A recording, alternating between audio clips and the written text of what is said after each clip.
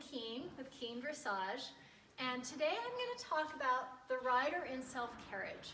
I'm going to ask you guys, if you haven't seen my other videos, please go back and watch them, because these concepts, they're starting to build on each other. It'd be good if you're caught up.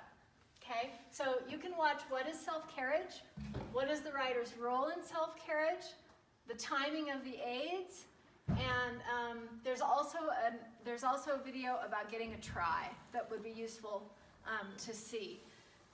So where we left off is talking about this timing of being neutral, asking, rewarding, and being neutral.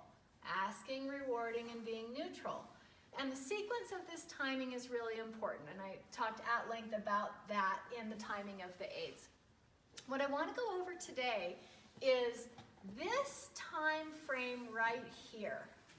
What is happening when the rider is neutral? One of the things that you want to know about neutral is it's not passivity, it's not abandoning your horse, it's not being at the effect of your horse so that your horse kind of pushes you in whatever way he wants to push you. And it's not holding your horse up. So what is it?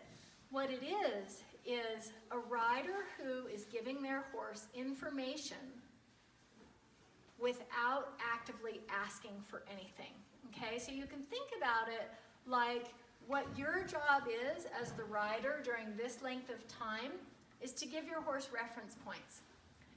The reference points tell the horse, where should I be?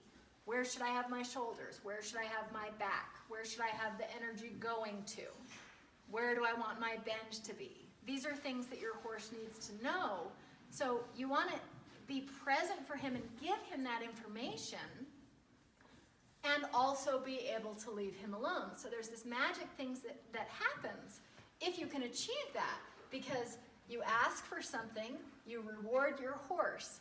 And right here in this moment where you reward your horse gets a little hit of endorphin there. You know, oh, I did it right. That's really satisfying for them. If you can, at that same moment, give your horse the solid leadership that they know where to be, they know they can depend on you, your reference points are consistent for them, then they really love that because they feel safe.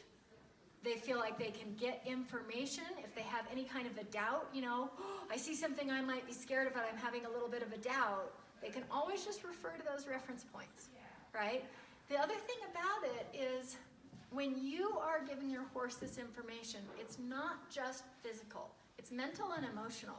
So not only are you holding your own body in a shape that your horse gets information from, you're also giving the horse a vibration that they can orient to. And that's your mental, emotional state, okay? And that's what self-carriage in a rider is. It's a rider who holds their shape in a way that gives the horse meaningful information without having the horse lean on them or being at the effect of the horse. What it is it's a way of holding your shape in a way that the horse can follow and move freely through. And with that shape, there's also the vibration and the intention that you carry.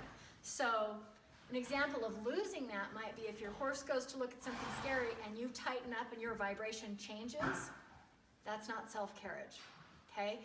If you're keeping your mechanics, your horse knows where those reference points are, he looks at something that scares him and your vibration stays the same, that's a reference point for him. He can emotionally orient to that. Go, oh, I guess she has it under control, I guess it's fine, okay? So there's a lot to talk about in terms of the mechanics that happen. Where are those reference points and how do you set them? That's really getting into the nitty-gritty of how to be a good dressage rider, right? That's the mechanics. That's the biomechanics of a good dressage rider.